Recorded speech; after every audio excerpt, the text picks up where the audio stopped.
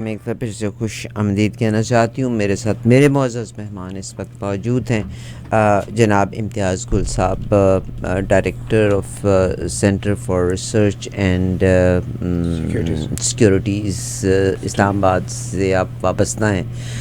یقیناً مقتدر لوگوں کے ساتھ اٹھنا بیٹھنا بھی ہے, ان کی سجیشن بھی ہے, تھنک ٹینک کو ریپرزینٹ کرتے ہیں. He is part of that think tank, یعنی یہ وہ لوگ ہیں جو جہاں جہاں ویک پوائنٹس ہیں اس کے بارے میں آگاہ ضرور کرتے ہیں. سر آپ کا بہت شکریہ کہ آپ نے ہمیں ٹائم دیا. تھینک یو ویری مچ سر. جی السلام علیکم. جی وعلیکم السلام. سر سب سے پہلے تو میں آپ سے ریکویسٹ کرنا چاہوں گی کہ آپ میں نے کہا کہ ہر انسان کینیڈا میں دنیا میں جو اچھی بات کرتا ہے میرا دل چاہتا ہے کہ لوگ اس کو سنیں, یعنی ابہام پیدا نہیں ہونا چاہیے. ہمارے لیے اشخاص امپورٹنٹ نہیں ہیں, ہمارے لیے قوم, میرا ملک زیادہ امپورٹنٹ ہے. سر آپ اپنی یوٹیوب کا سائٹ بتائیے. میں آپ کا ایک پروگرام پرسوں کا بھی دیکھ رہی تھی, مجھے بہت اچھا لگا. میں نے بلکہ آپ سے ریکویسٹ بھی کی کہ اف یو الاؤ اس کہ ہم اس کو اپنی ویب سائٹ پہ بھی لے جائیں آپ کے اس پروگرام کو, جس میں ہوپ بھی ہے, جس میں سجیشن بھی ہے, جس میں کوئی سینسیشنل یا وہ پیسہ بنانے والی چیز اس میں شامل نہیں ہے. جی پہلے تو شکریہ, آپ ایسی باتیں کرتی ہیں, آپ بالکل مجھے لے جاتی ہیں جرمنی میں, جو میرا جرنلزم کا کریئر تھا بنیادی طور پہ 24 سال کی عمر میں جرمنی سے شروع ہوا. جی سر. اور جو باتیں ہم نے وہاں سیکھیں جرمن دوستوں سے, امریکن برٹش دوستوں سے جو ڈوچے ویلے یا وائس آف جرمنی میں کام کرتے تھے, کوشش ہم کرتے ہیں کہ اسی پہ چلتے رہیں بغیر اس کے کہ ہم سنسنی پھیلائیں, گمراہ کن انداز میں رپورٹنگ کریں.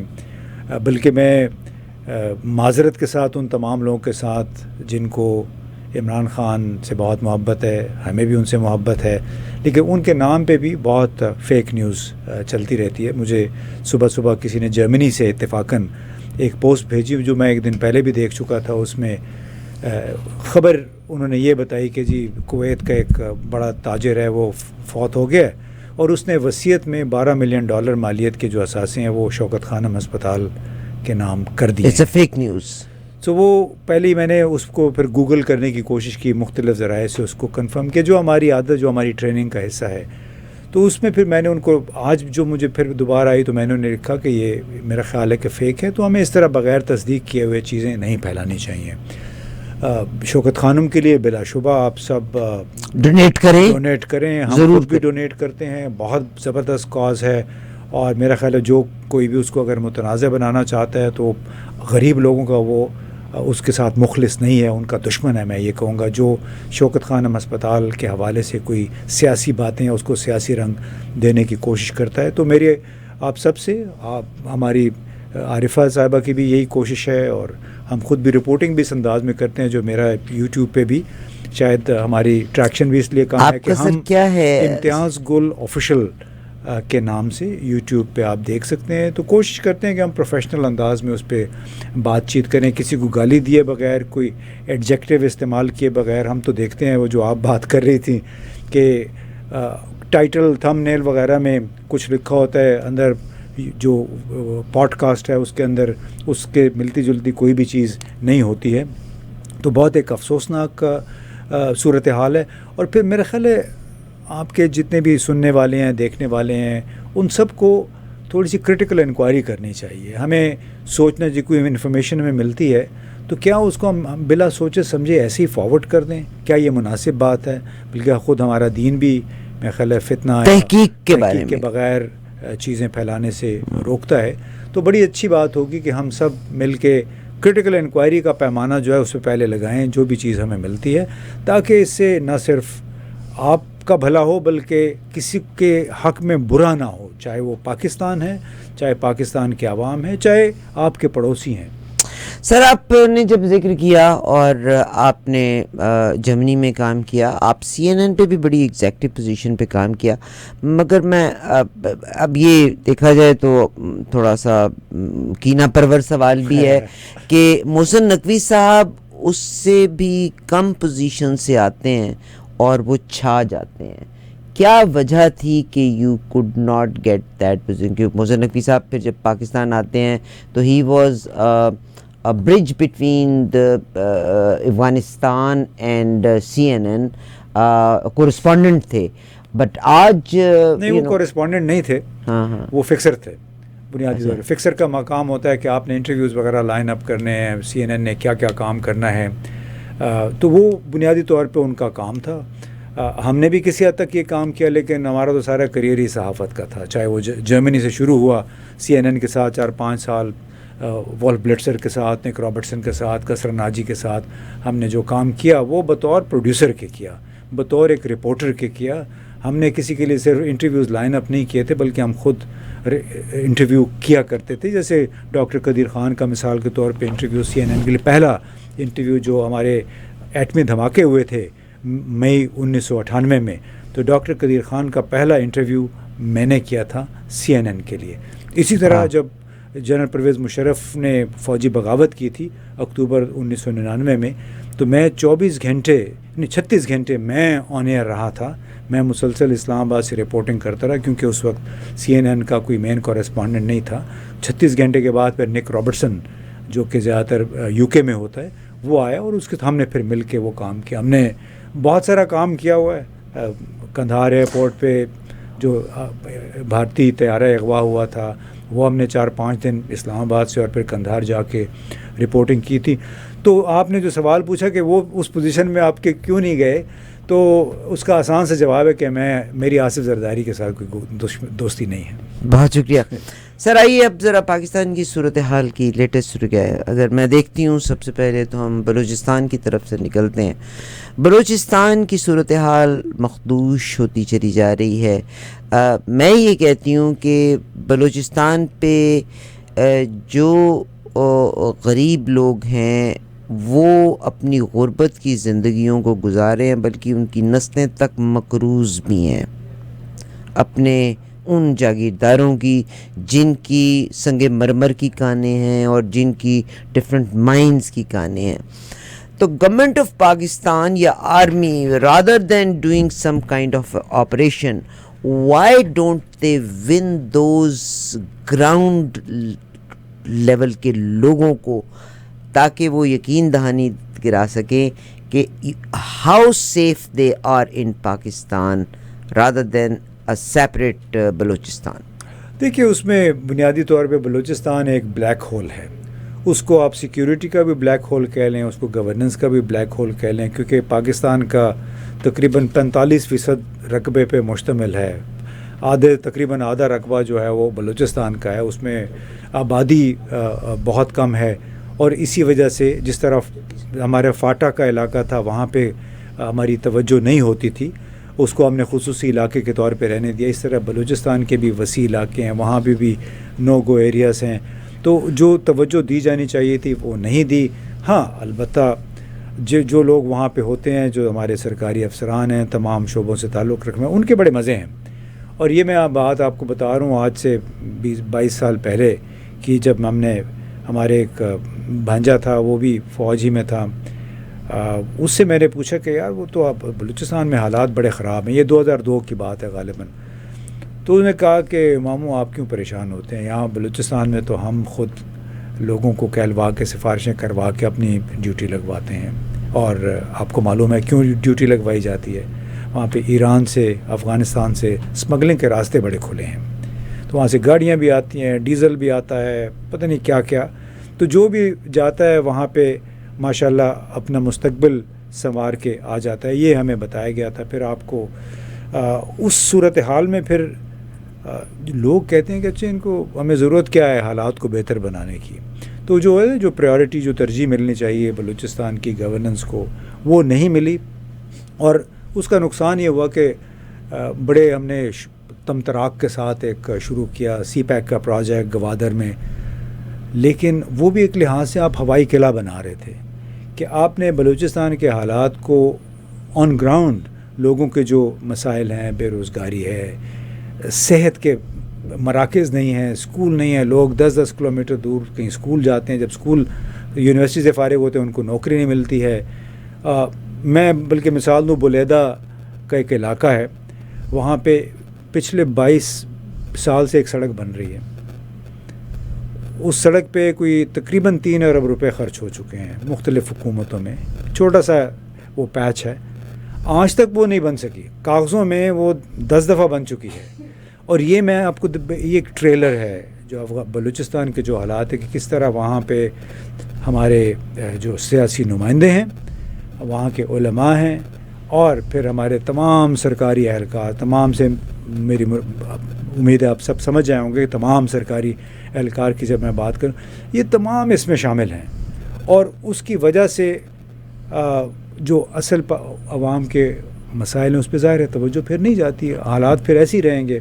اور ایک اور بلکہ میں ابھی خبر آپ کو دیتا ہوں, آپ کے سننے والوں کو, جو کہ بڑی تشویشناک ہے پاکستان کے حوالے سے, صرف پاکستان بلوچستان کے حوالے سے بھی, خیبر پختونخوا کہہ لیں کہ پاکستان کے حوالے سے. وہ یہ ہے کہ ایک کرنل صاحب ہیں, ان کے والد فوت ہوئے ڈی آئی خان کے ایک علاقے میں, کلاچی کا علاقہ ہے. تو ان کے 2 اور بھائی بھی اس طرح سرکاری ملازمین ہیں. تو وہ والد کی تدفین کرنے کے بعد کلاچی میں کہ اپنے گاؤں میں مسجد میں بیٹھے ہوئے تھے. وہاں پہ جناب ٹی ٹی پی کے لوگ آئے اور تینوں کو اغوا کر کے لے گئے. یہ آپ دیکھیے کہ کس طرح ان لوگوں نے, جو مقامی روایات بھی ہیں کہ آپ نے جنازے پہ, آپ نے جرگے پہ, آپ نے دعائے خیر جو ہوتی ہے اس کے اوپر حملہ نہیں کرنا. لیکن اب کسی نے مخبری کی ہوگی کہ یہاں پہ یہ کرنل صاحب موجود ہے, ان کے 2 بھائی بھی ہیں, وہ بھی سرکاری ملازم ہیں, تو ان کو وہاں سے اغوا کر لیا گیا ہے. اب اندازہ لگائیے کہ جو اس ملک کو نقصان پہنچانا چاہتے ہیں وہ لوگ ان دیہاتوں میں بھی بیٹھے ہوئے ہیں. اب ہمیں فوج کے لیے ایک اور بڑا یہ چیلنج آ گیا ہے کہ جس گاؤں میں یہ واقعہ ہوا ہے, آیا وہاں کے تمام لوگوں کو اس کی سزا دی جائے گی, یا will they be able to figure out کہ یہ مخبری کس نے کی ہے. اور ٹی ٹی پی جو کہ ایک اعلی کار ہے دہشت گردی کا, پاکستان میں عدم استحکام پھیلانے کا, وہ آخر اتنی ان کی جرت کیسی ہوئی.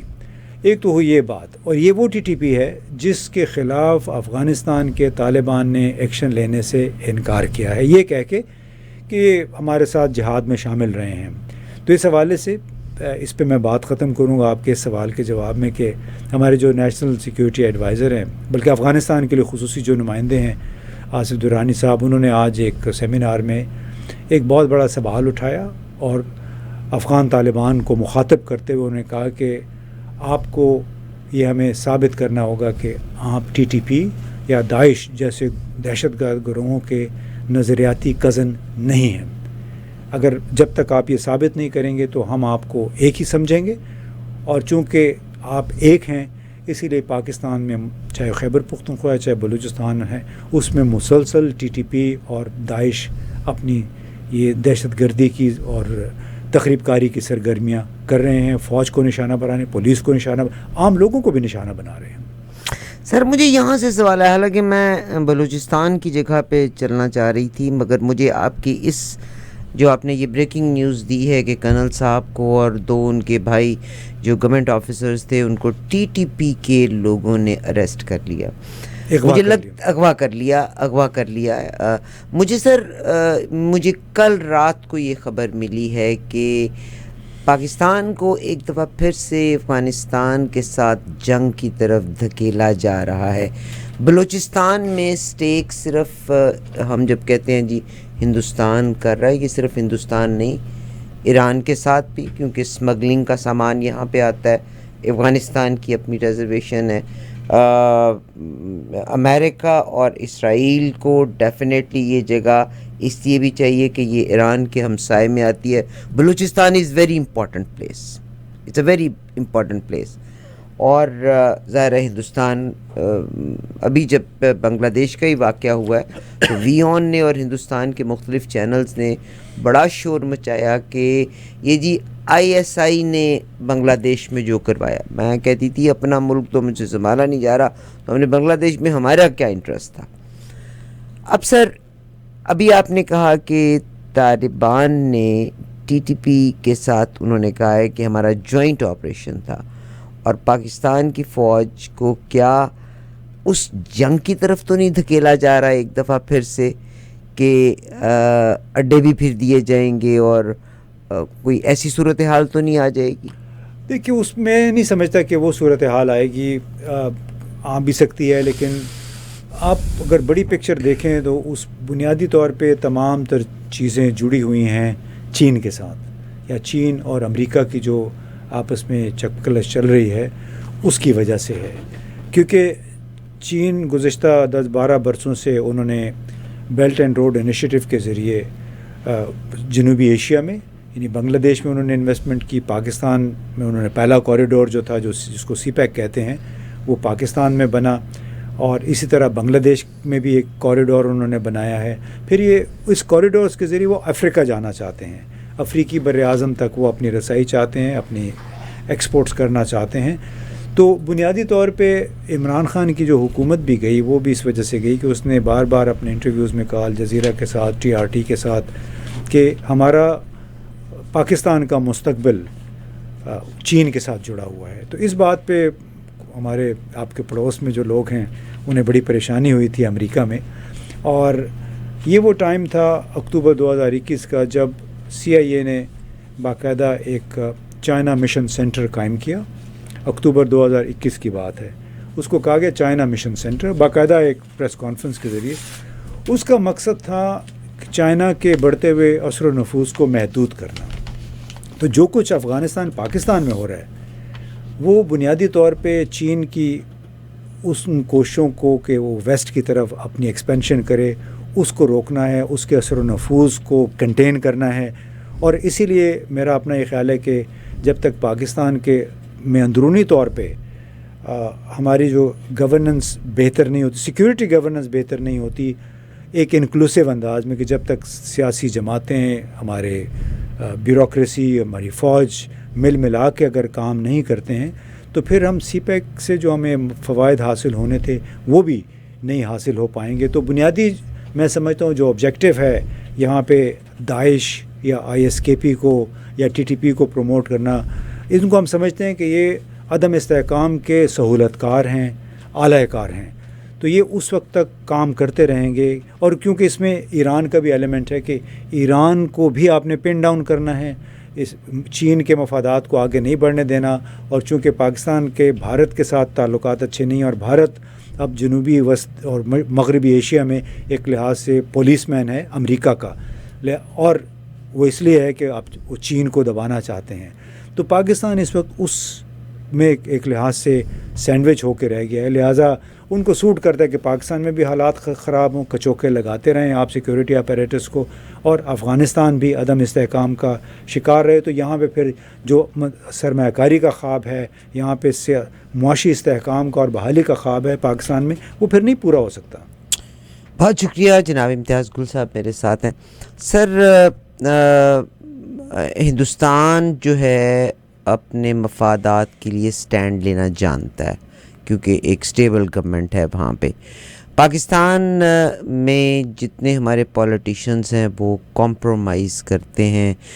جناب حافظ نعیم صاحب جو امیر جماعت اسلامی ہیں انہوں نے تو بڑے واضح لفظوں میں یہ لفظ کہا کہ جب ان کی حکومتیں گر جاتی ہیں تو یہ اسٹیبلشمنٹ کو برا بھلا کہنا شروع کر دیتے ہیں اور پھر بیک ڈور سے یہ مل کے ایک یعنی ایسی صورتحال بھی کریٹ کرتے ہیں جیسے اس وقت بھی PDM2 جو ہے اٹس اے کمپرومائز گورنمنٹ. ٹھیک جی، میں اگر اس میں غلط کہہ رہی ہوں تو ڈو کریکٹ می. یہ ان کو بڑا اعتراض ہوگا کہ آپ ان کو PDM کمپرومائز کیوں کہہ رہی ہیں. سر اٹ از آج مجھے پتہ چلا شہلا رضا صاحبہ جو ہیں مجھے ابھی کال آتی ہے، اب ہوتا ہے کہ 80 لاکھ روپے میں وہ کینیڈا کا ویزا لے کے دے رہی ہیں، 4 سال کا ملٹیپل ویزا. شہلا رضا صاحب نے یہ کام شروع کر دیا کیا؟ شہلا رضا نہیں، وہ جو کیا ہے جو شہلا ہیں جو کراچی سے جو ممبر پارلیمنٹ بھی ہیں، اس چیز ویری کلوز پیپلز پارٹی کی شہلا رضا. ٹھیک ہے، مجھے انہوں نے 80 لاکھ میں انہوں نے کہا ہے. مجھے کال آئی ہے تو میں ان سے یہ کہہ رہی تھی کہ 80 لاکھ میں ملٹیپل لوگ ہیں. یہاں آ کے جس دن آپ نے ریفیوجی اسٹیٹس اپلائی کیا تو آپ ملٹیپل تو آپ کا پھر نہیں رہے گا. پھر اس کے بعد جو کماؤ گے تم وکیلوں کو دو گے. تو don't go for this. Education improve کرو اور پراپر طریقے سے اپلائی کرو. تو میں پی ڈی ایم 2 اگر یہ کہہ رہی ہوں تو پیپلز پارٹی جو ہے ظاہر ہے ایک اس پوزیشن میں ہی چل رہی ہے. مجھے سر آپ میں پاکستان کے لیے اب تیسرا ٹاپک کی طرف میں نکلنا چاہوں گی. کچے کے علاقے کا معاملہ اس وقت بہت برے طریقے سے پھیلا ہوا ہے. ہم نے کلاشنکوف کو بڑا ہتھیار سمجھا. کچے کے جو ڈاکو ہیں کس کا مفاد ہے یہ؟ کیونکہ ان کے پاس کلاشنکوف تو پیچھے رہ گئی, ان کے پاس اینٹی ایئر کرافٹ گنز ہیں. کلاشنکوف کا مجھے آج پتہ چلا, حالانکہ مجھے اسلحے کا الف بے نہیں پتہ, 500 راؤنڈ فائر ہونے کے بعد یہ گرم ہو جاتی ہے. ایک پاکستان واف فیکٹری میں ایک گن بنتی ہے وچ از اسٹرانگر دین کلاشنکوف AK-47, کہ اس میں 1000 سے 1500 راؤنڈز بھی ہوں تو وہ وارم نہیں, گرم نہیں ہوتی. یہ پاکستان واف فیکٹری کا one of the finest equipment ہے. ان کے پاس وہ گن بھی ہے. کون ان کو یہ اسٹف اینٹی ایئر کرافٹ اور وہ جدید نسل کی وہ گن فراہم کرتی ہے جو کہ واف فیکٹری میں بنی ہوئی ہے؟ یہ کون ہے؟ کچی کے ڈاکوؤں کی سرکردگی کون کر رہا ہے؟ اس میں دیکھیں سرپرستی جو ہے ہمارے کئی سیاستدان بھی کرتے ہیں, ہماری پولیس بھی ہے اس میں شامل, چاہے سندھ ہو یا بلوچستان یا پنجاب. یہ تو بہت ہی بدنام ہے یہ والی پولیسیں, اور اسی وجہ سے جو سو کالڈ کچے کا علاقہ ہے, مثلا کتنے افسوس کی اور شرم کی بات ہے, اصل افسوس بھی نہیں بلکہ شرم کی بات ہے کہ اب پاکستان کی ایک ٹیریٹری ہے اور اس کو آپ نے ایک نو گو ایریا قرار دے رکھا ہے اس بات پہ, اس بنیاد پہ کہ جی وہ کچے کا علاقہ ہے. یعنی اور وہ بھی 3 صوبوں کی پولیس ہے جو کہ 3 سمتوں میں. جو لوگ ٹیلی ویژن دیکھ رہے ہیں آپ یہ اسلحہ دیکھ بھی سکتے ہیں, وہ دیکھ سکتے ہیں. اور یہ جو ایک بندوق ہے جس میں ملٹیپل فائرز ہوتے ہیں, RPG ہے. یہ RPG ہے جو راکٹ پروپیلڈ گرینیڈ ہوتا ہے. یہ افغانستان سے بھی بہت مل جاتا ہے. اس میں آپ کو یاد ہوگا کہ افغانستان, یہ نہ بھولیں کہ جو امریکنز چھوڑ کے گئے ہیں. نہیں چھوڑ کے نہیں, اس میں چھوڑ کے تو گئے. اس کے علاوہ اس سے بہت پہلے ہوتا یہ تھا کہ افغان افواج میں وہاں سے بھگوڑا ہونے کی جو شرح تھی افغان فوج اور پولیس سے, وہ کوئی 40% کے قریب تھی. یعنی جتنے لوگ ریکروٹ ہوتے تھے اس میں سے کوئی تقریباً 40% لوگ بھاگ جاتے تھے. وہ کیوں بھاگتے تھے؟ وہ اس لیے کہ ہر شخص کو, ہر فوجی کو یا پولیس والے کو کوئی 200 راؤنڈز ملتے تھے, ایک کلاشنکوف ملتی تھی, ایک RPG اس کو ملتی تھی, اور ان کے جو بوٹ ہیں وہ امریکی نسل کے بوٹ تھے جو فوجیوں کے. تو کئی لوگ یہ کرتے تھے, کئی فوجی یا پولیس والے, کہ وہ طالبان کے ہاتھ وہ اسلحہ بیچ کے اور پاکستان بھاگ آتے تھے یا ایران چلے جاتے تھے, مہاجر بن جاتے تھے. اسی طرح امریکی افواج کی موجودگی کے دوران بھارتی افواج پہ بھی بہت حملے ہوئے اور ان کے کیمپوں پہ حملہ کر کے ان سے اسلحہ چھینا گیا. پھر ظاہر ہے پاکستان سے بھی اسلحہ گیا ہوگا جو وہاں کے فوجیوں کو دیا گیا, کیونکہ ڈونیشنز تو پاکستان نے کی ہیں. تو یہ وہ اسلحہ ہے. اور پھر اس میں کوئی شک نہیں ہے کہ خود ہمارے ہاں پولیس جو ہے وہ چوری کی عادی ہے, جرائم پیشہ گروہوں کی سرپرستی بھی کرتی ہے. تو کوئی اس میں شک نہیں ہے کہ ہمارے پولیس ہی کے ذریعے اس قسم کا اسلحہ جو ہے وہ کچے کے ڈاکوں تک پہنچا ہو. کیوں؟ ہمیں نہیں بھولنا چاہیے کہ چاہے ہمارے ہاں بہت سارے چودھری ہیں, جام ہیں, نواب ہیں, سردار ہیں, یہ بہت سارے جرائم پیشہ گروہوں کے سرپرست بھی ہیں, کیونکہ ان بیچاروں کو ان جرائم پیشہ گروہوں کے ذریعے کی کچھ آمدنی بھی ہو جاتی ہے, آپ کو معلوم ہی ہے. اور میں آپ کو ایک دلچسپ واقعہ سناؤں کہ 1995-96 میں شیخ رشید بہاولپور جیل میں تھے, تو ان سے ملنے گیا چھپ چھپا کے, ان کا کزن بن کے. تو وہاں پہ میں نے ان کا انٹرویو کیا. تو اس میں میں نے ان سے پوچھا کہ آپ تو سال ہو گیا ہے بہاولپور جیل میں پھنسے ہوئے ہیں, تو یہ بے نظیر صاحبہ کے دور میں ان پہ کلاشنکوف غیر قانونی غیر لائسنس یافتہ کلاشنکوف کا کیس بنا تھا. اس چکر میں ان کو 5 سال کی قید کی سزا ہو گئی تھی. تو میں نے کہا کہ یہاں پہ کیا دیکھا آپ نے؟ تو انہوں نے ایک بہت زبردست فکرہ کہا. انہوں نے کہا کہ امتیاز, اس جیل میں جتنے بھی قیدی ہیں نا, ان کی غالب اکثریت 90% لوگ اس علاقے کے چیموں, چٹھوں, گردیزیوں اور سیدوں کے ڈسے ہوئے ہیں. ان کی وجہ سے یہ ان جیلوں میں آئے ہوئے ہیں. تو ملک میں اگر جرائم بھی جو ہوتے ہیں کافی سارا اس میں ہماری پولیس بھی، اس میں ہمارے چودھری بھی ہیں، سردار بھی ہیں، نواب بھی ہیں، جام بھی ہیں، تو اس میں آپ کو پریشانی نہیں ہونی چاہیے. چلیے اب آپ نے یہ تو بڑا وضاحت بالکل آپ نے صحیح فرمایا کہ پاکستان میں نواب، سردار، جمالی یہ سارے کے سارے کنٹرول کر رہے ہیں. سر فوج اور آپ کے رینجرز عام بندے کو ریسٹ کرنے کے لیے تو رات سونے بھی نہیں دیتے. یہ کچے کا علاقہ صرف 25 مربع کلومیٹر کا علاقہ ہے اور میں بالکل مانتی ہوں اٹس اے ٹرائنگل. اگر آپ صوبائی طور پہ کریں گے تو ایک طرف پنجاب ہے، پنجاب کی صرف اپنی کیپیسٹی میں ہے، سندھ اپنی کیپیسٹی میں ہے، یا تو تینوں صوبے مل کے جوائنٹ آپریشن کریں، یا army is the internal security of the whole country. They can اس کو سرکل کرنے کے بعد 500 سے 600 بندے ہیں اندر. آپ پورا کا پورا ایریا بلوچستان، پنجاب، سندھ کا یہ جتنا کچے کا علاقہ ہے یہ اس کو گھیرے میں لے کے آپ ان کو مارے نہ، آپ ان کو رام کریں. They can do it. Why they don't do it? کیا ان کا بھی شیئر ہے؟ یہ مجھے نہیں معلوم جی، اس کا میرے پاس ثبوت کوئی نہیں ہے، لیکن آپ کا جو بنیادی سوال ہے اس کا جواب یہ ہے کہ یہ پاکستان کی فوج بلا شبہ یہ کام کر سکتی ہے. ہم تو 25-26 مربع کلومیٹر علاقے کی بات کر رہے ہیں جو کچے کا علاقہ ہے اور 3 صوبوں کے درمیان ہے، لیکن اس سے زیادہ کچے کا علاقہ سوات میں ہوتا تھا، جنوبی وزیرستان میں تھا، بالکل کلیئر کر لیا، وزیرستان میں تھا. تو جس ملک کی فوج 100-150 مربع کلومیٹر کا علاقہ جو تھا سوات کا، اس کو انہوں نے 3 اطراف سے آپریشن کر کے، اور یہ جنرل کیانی نے اس کی بڑی زبردست وضاحت کی تھی، ہم جب ان سے 2-3 دفعہ ملے، اور انہوں نے یہی بات پھر امریکی جرنیلوں کو بھی سمجھائی تھی جو وزٹ کرنے آتے تھے پاکستان.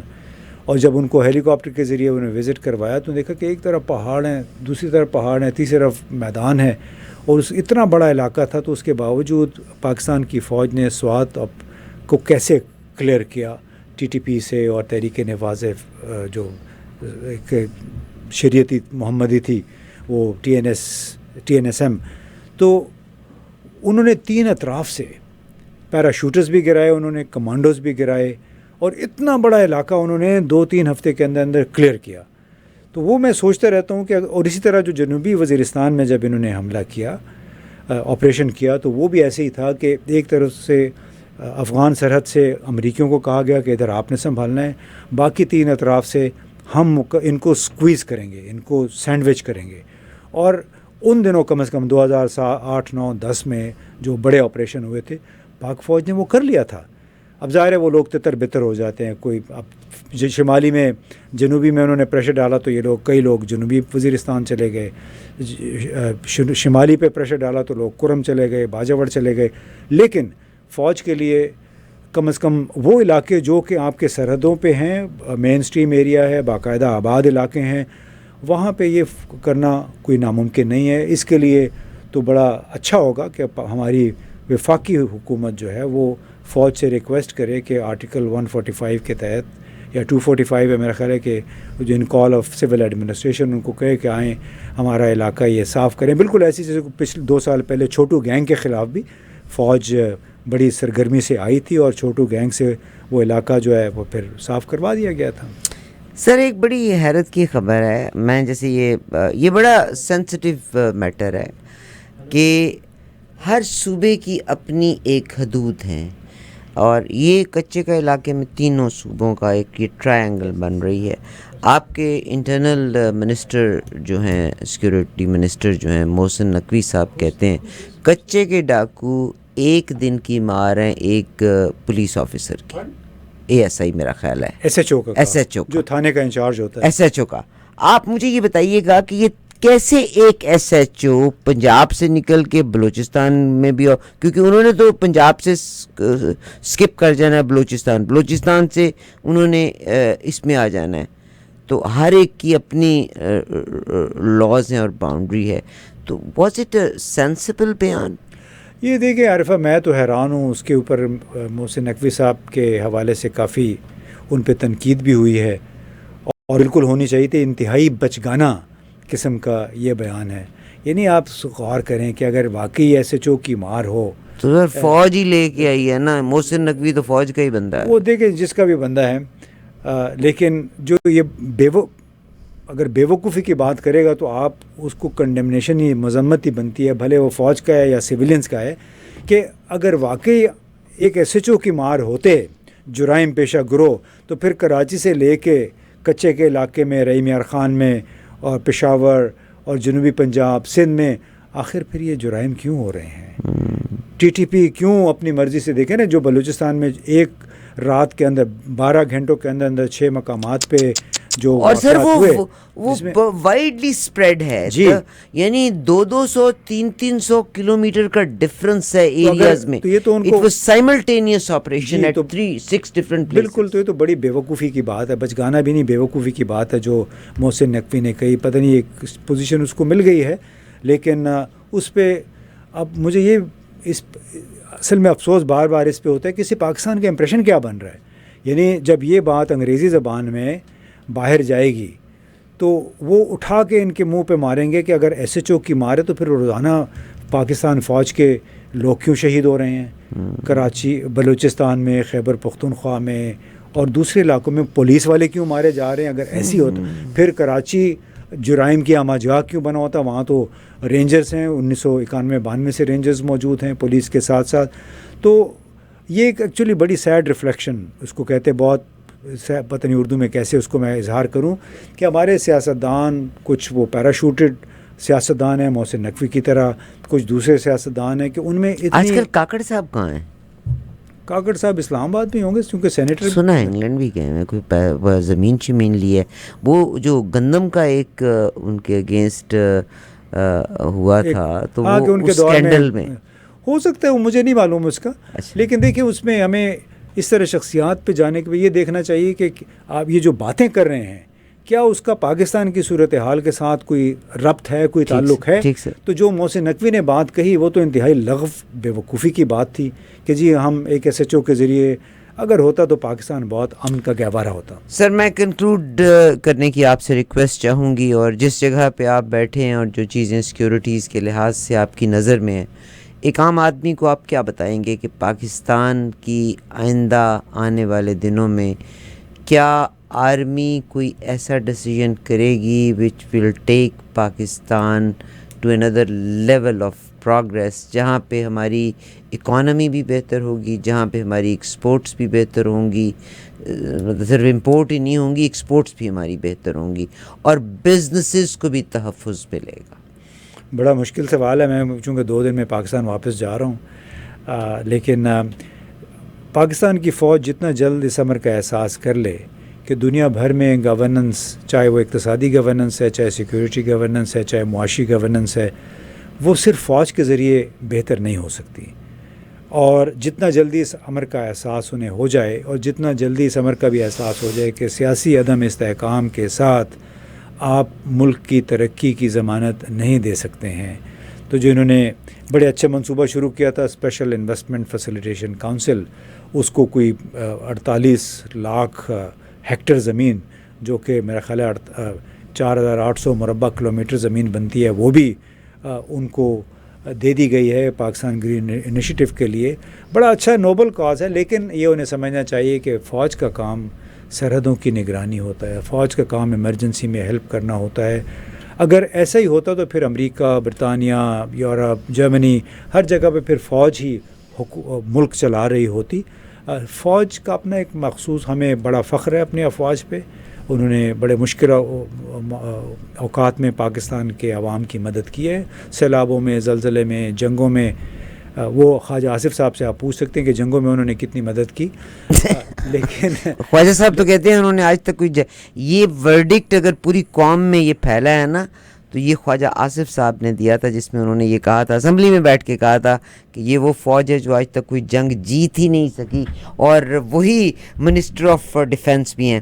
سر میرا ایک سوال بڑا عجیب سے, یہ رات میری بات ہوئی پاکستان میں, بجلی کا بل بہت زیادہ آ رہا ہے. جی میں انٹرویو بھی لینے جا رہی ہوں, ایک جو ہیڈ آف ڈپارٹمنٹ ہیں, ایک ہے agri economics department, university of agriculture Sargodha میں. میں اس وقت بات کر رہی ہوں یونیورسٹی آف ایگریکلچر سرگودا کی. We are going to conduct this interview. 400 students کی گنجائش ہے. فیسیں اتنی بڑھ گئی ہیں، عام لوگوں کے پاس کھانا پینا بجلی پانی کے بل کے بعد پیسہ نہیں ہے. کین یو بلیو کتنے ایڈمیشن ہوں گے؟ 400 سیٹس، 30 ایڈمیشنس. پھر انہوں نے ایڈمیشن کو ایکسٹینڈ کیا 3 ویک کے لیے، کہ 2 ویک کے لیے ایکسٹینڈ کیا. 3 more admissions. اچھا. All together 33 admissions. Because fee is too much. People can't afford. تو یہ تو پھر بالکل ہی مطلب تعلیم کا فقدان ہو گیا. ظاہر ہے لوگ، عام لوگ، غالب اکثریت جو ہے وہ تو کافی مارجنلائز ہو گئی ہے نا، کیونکہ مہنگائی کووڈ کے بعد سے. پھر اب بجلی کا بل جو ہے اس کے اوپر تو آپ کو پتہ ہی کہ 28 اگست کو پورے ملک بھر میں بڑی زبردست قسم کی ہڑتال ہوئی، اور وہ آپ نے شاید خبریں بھی دیکھی ہوں کہ کراچی سے لے کے پشاور تک کاروبار بند تھے. اور اس کی بنیادی وجہ تھی ایک طرف نئے ٹیکسز جو حکومت نے لگائے ہیں، دوسری طرف بجلی کے جو ہوش ربا بل ہیں. ہمارے جیسے لوگ، چلے ہم سولر پلانٹ ہم نے لگا لیا گھر پہ، بہت سارے لوگوں نے لگا لیے ہیں، لیکن غالب اکثریت تو سولر نظام جو ہے وہ افورڈ ہی نہیں کر سکتی. اس کی وجہ سے جس کا کبھی 5-6 ہزار بل آتا تھا وہ 20 ہزار پہ چلا گیا ہے. اور اندازہ لگائی کہ جن کا 40-50 ہزار آتا تھا وہ 1.5 لاکھ پہ چلا گیا ہے. تو اس میں لوگ تو مارجنلائز ہوئے ہیں. پھر اب جب 80-90% لوگوں کی بات کرتے ہیں، 85% لوگوں کی، تو وہ تو بیچارے بڑے سخت پریشان ہیں. اور ظاہر ہے جب آپ نے جس یونیورسٹی کی بات کی، آپ نے تو ایک یونیورسٹی کا حوالہ دیا. دوسری جو بڑی بڑی یونیورسٹیز ہیں دوسرے علاقوں میں، وہاں بھی یہی حال ہے کہ نسبتاً کم داخلے ہوئے ہیں، کیونکہ لوگ اب افورڈ نہیں کر پا رہے جتنی مہنگائی ہو چکے. اور اس کی وجہ سے پھر لوگوں کی اصل آمدنی جو ہے وہ ظاہر ہے کم ہو گئی ہے. یعنی آپ نے اگر بجلی کے بلوں میں اور ٹیکسوں میں ہی دینے ہیں آپ نے پیسے، اور اس بجلی کا بل بڑھتا ہے تو اس کی وجہ سے تو ساری ضرورت کی اشیاء جو ہیں وہ بھی مہنگی ہو جاتی ہیں. تو بڑے ایک گھن چکر ہے، منحوس سا چکر ہے جس میں پاکستان کے عوام، اللہ تعالیٰ پاکستان کو حامی و ناصر رہے. میں یہاں پہ سر سے کنکلوڈ کراؤں گی، مگر میں آپ کے ساتھ 2 پیغام دینا چاہتی ہوں. ایک اور پیغام، رات ہی میری بات ہو رہی تھی پاکستان میں کہ ایک گھر کی آیا 10,000 روپے مہینہ تنخواہ لیتی ہیں. میں کبھی کبھی سوچا کرتی تھی کہ یہ لوگ پھر بھی سہولت رہتے ہیں، کپڑے وہاں سے مل جاتے ہیں، روٹی وہاں سے مل جاتی ہے. 10,000 روپے مہینہ، ظاہر ہے اس میں لینا دینا بھی رشتہ دار تو سبھی کے ہوتے ہیں. اور اس کے گھر میں ایک بلب لگا ہوا ہے، ایک جھگی ہے جس پہ وہ رہتی ہے، ایک بلب لگا ہوا اور ایک پنکھا. گرمی بہت. اس کا بل کتنا آیا ہوگا؟ 15,000 روپے. 10,000 تنخواہ ہے، 15,000 روپے بل آیا. ایک اور ایگزامپل دیتی ہوں.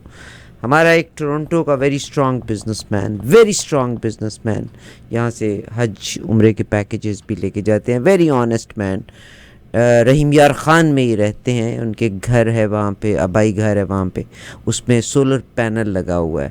اور وہ کہتے ہیں کہ باجی اس گھر میں 3 بتیاں جلتی ہیں، چھوٹی لائٹس جلتی ہیں رات کے وقت، اور کوئی کچھ بھی نہیں ہے، اور سولر پینل لگا ہوا ہے. بل کتنا آیا؟ اور وہ گئے تھے پاکستان سیٹل ہونے کے لیے. ہی اسٹیڈ دیئر فار 3-4 ایئرس، اور ایک دن واپس آئے. انہوں نے اپنا سب کچھ پیک کیا. He came back. He is very ماشاء اللہ strong businessman here in Canada. And he packed everything. He came back with his children. وہ کہتے ہیں کہ باجی میرا بل 55,000 روپے آیا، مجھے سمجھ نہیں آتا وہ بجلی استعمال کا ہوئی. Do you convey these messages to the higher authorities جن کو آپ ملتے ہیں؟ جی بالکل. ہم بہت کچھ لکھا بھی ہم نے، اس پہ پروگرام بھی کیے، بلکہ میں تو ابھی چند دن میں سپریم کورٹ میں ایک پٹیشن بھی ہم دائر کرنے جا رہے ہیں، اور وہ ہے کیپیسٹی پیمنٹ چارجز کے حوالے سے. کہ ہمارا نقطہ نظر یہ ہے کہ جو پلانٹ سرکاری سرپرستی میں چلتے ہیں ان کے کیپیسٹی چارجز جو ہے وہ جتنے اس وقت ممکن حد تک کم ہو سکتے ہیں وہ کم کرنے چاہیے. اس کی وجہ سے بھی بجلی کے بل کم ہو جائیں گے. تو مجھے کئی لوگ کہہ رہے تھے کہ آپ بھیڑوں کے چھتے میں ہاتھ ڈال رہے ہیں. میں نے کہا نہیں، میں تو کوئی جو پرائیویٹ پاور پلانٹس ہیں ان کی تو بات ہی نہیں کر رہا. سرکاری پاور پلانٹ سے کوئی 14-15 ہزار میگا واٹ بجلی کے ذمہ دار تو ان سے ہم آپ نے کہا میں بڑوں کی سطح میں نہیں ہاتھ لگا رہا, میں آئی پی پیز کو نہیں چھیڑوں گا, میں صرف گورنمنٹ کو, کیونکہ گورنمنٹ کے اختیار میں ہے کہ وہ اپنے کیپیسٹی پیمنٹ, اور کیپیسٹی پیمنٹ چونکہ ہر پلانٹ کے اوپر کچھ 60 سے 65% جو چارجز ہوتے ہیں وہ کیپیسٹی پیمنٹ ہوتی ہے, اور مفت میں کیپیسٹی پیمنٹ مل رہی ہے اس وقت 70-75% پلانٹس کو, کیونکہ پاکستان میں کھپت جو ہے بجلی کی وہ 12-13 ہزار میگا واٹ پہ آ گئی ہے, جبکہ انسٹال شدہ کیپیسٹی جو ہے وہ 44,000 میگا واٹ ہے. تو مطلب اتنا نچوڑ لیا عوام کو بجلی کے سیکٹر نے کہ آپ اس کا تصور نہیں کر سکتی. تو اس لیے وہ کہتے ہیں چیریٹی بگنز فرام ہوم.